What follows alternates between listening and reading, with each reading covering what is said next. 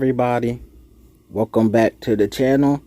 I'm your host Stefan, and tonight I'm going to be talking about and celebrating the 25th anniversary of one of the greatest rap classes ever, from one of the greatest rap storytellers who forever be one of rap's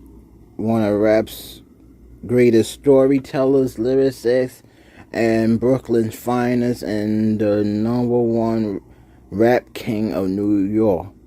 So enjoy yourself on this ride with me as I take you on another journey throughout the video. Please don't forget to like, share, and comment on the video, and subscribe to my channel if you're new. Welcome back to my channel if you're a returning subscriber. Also, don't forget to turn on your notifications for new videos. So here we go. Happy 25th anniversary to one of the greatest rap classes and double discs ever made. Life After Death is the second and final studio album by the Notorious B.I.G., released on March 25th, 1997, and released 16 days after his death.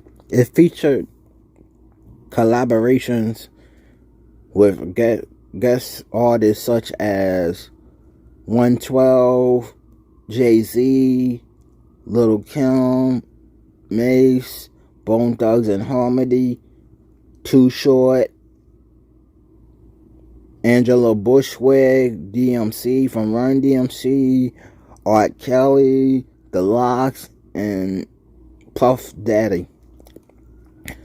Life After Death exhibits the Notorious B.I.G. further into the mafioso subgenre. The album was an amazing and classic sequel to Ready to Die, and picks up where the last song, Suicidal Thoughts, ends. Life After Death was released to a significant amount of critical praise and critical access. The album sold 690,000 copies in its first week. The album was nominated for Best Rap Album, Best Rap Solo Performance for its first single, Hypnotized, Best Rap Performance by a Duo or Group for its second single, More Money, More Problems, at the 40th annual Grammy Awards. 2 years before the album's release, Biggie married Faith Evans, released Ready to Die, which became one of the greatest rap classes ever made and successful. Also, he became a rap superstar and the new savior and king of New York who brought the East back home. He became highly involved in a rap rivalry between the East and West Coast hip-hop scenes, which was started and instigated by the media to pin the two stars and codes against each other and make fans choose sides. Also became involved in a rap beef with his former friend turned rival over his his 94 shooting, which he accused Biggie, Puff, and the whole Bad Boy camp for setting them up to get ambushed and shot. The Bad Boy camp denied numerous times their involvement in the shooting. Also, he made guest appearances on albums by Jay-Z and among others. The album was supposed to be released on Halloween in '96, but Biggie was involved in a car accident in 1996, which delayed the final part of the album. It was pushed back to 1997. As he explained on Rap City, Biggie aimed to reach a wider audience with the release of Life After Death, collaborating with a wide variety of artists during his debut. In addition to Bad Boy Records label mates Mace Locks 112 and label owner Puff Daddy, guest stars included Jay-Z, Angela Winbush, Too Short, Lil' Kim, and Bone Thugs-n-Harmony. Biggie traveled to the West Coast in February of 1997 to promote the album and shoot the video for its lead single, Hypnotize. 2 weeks before its release on March 9th, 1997, he was murdered in a drive-by shooting at the young age of 24. Released as scheduled 2 weeks after his murder in Los Angeles, California. The Life After Death, the ambitious Diamond certified double disc sophomore album by the Notorious B.I.G. topped the Billboard 200 for 4 weeks and was Grammy nominated for Best Rap Album in 1997. Life After Death documents the extraordinary and untimely tragic final chapter in the life of a young rap superstar.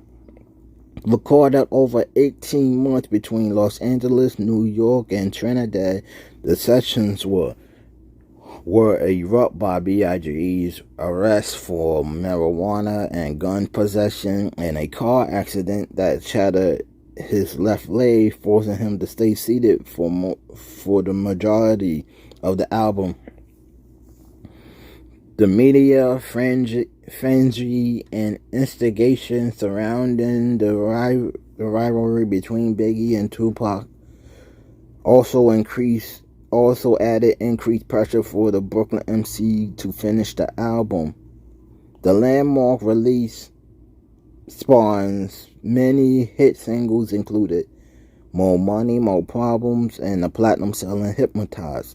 Both debuted at number 1 on the Billboard Hot 100 and Grammy nominated. Picking off right where his debut album Ready to Die left off. The production for the album was handled by DJ Premier, Easy Mo B, Havoc from Mobb D, RZA from Wu-Tang, Stevie J, and other members of Bad Boy's in-house production team, The Hitman.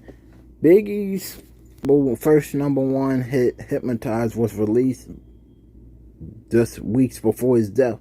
The song hook implicates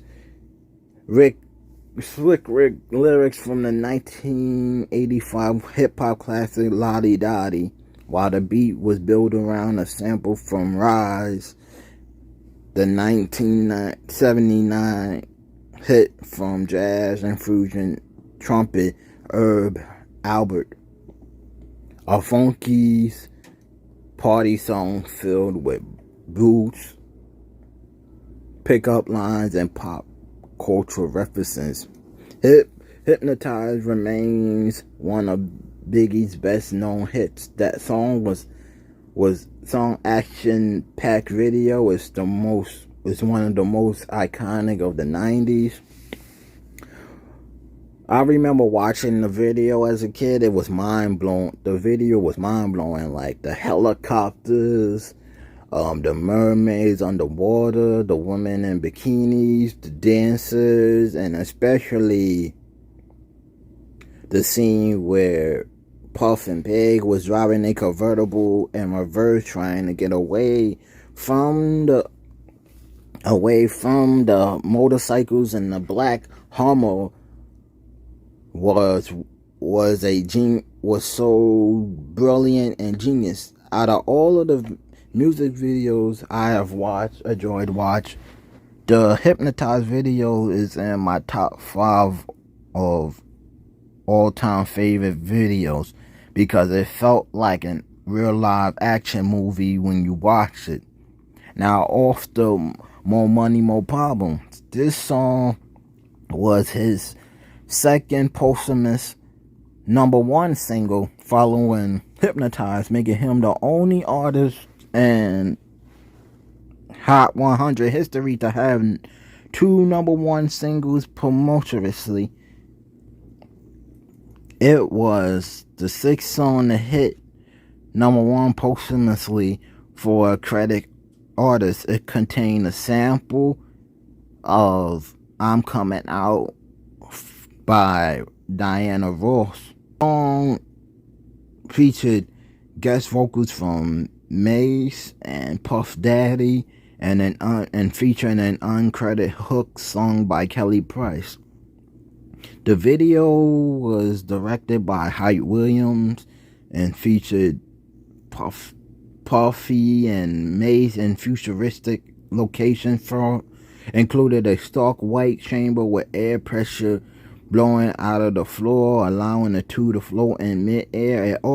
This video also was famous for the red shiny jackets that was worn by Puff and Mace.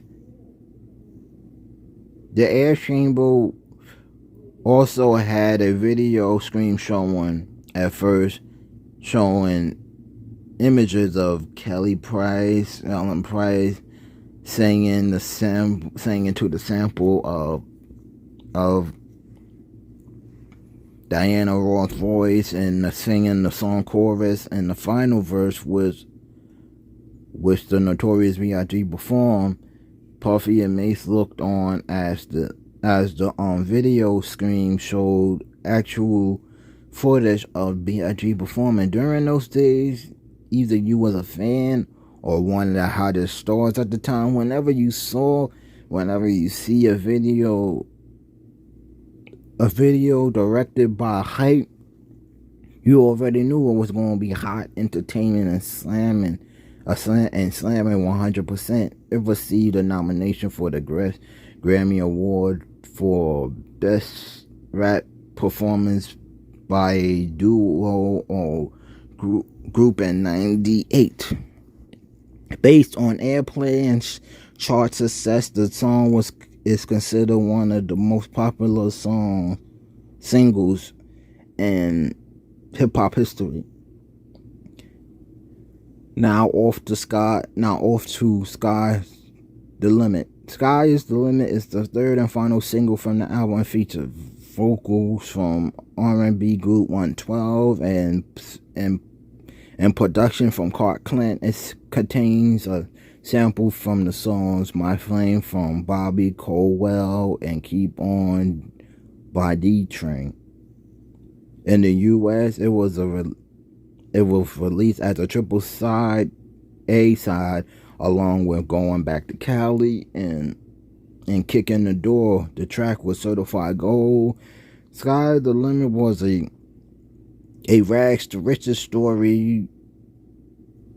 The 3 verses describing parts of Biggie's life, much like the last song title suggests. B.I.G. took his creativity to new heights with his sophomore album. Themes of life and death included a hardcore mafioso vibe and subliminal references to rap rivals. He took lyrical jabs at Nas, Raekwon,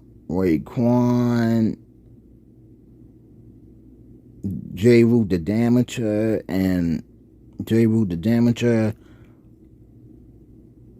DJ Premier, and more in songs like Kicking the Door to assert himself as sicker than your average MC and a true king of New York. That whole album was amazing from start to finish. Apart from the the production, the tracks, the lyrical points, verses were on point. Besides the hits like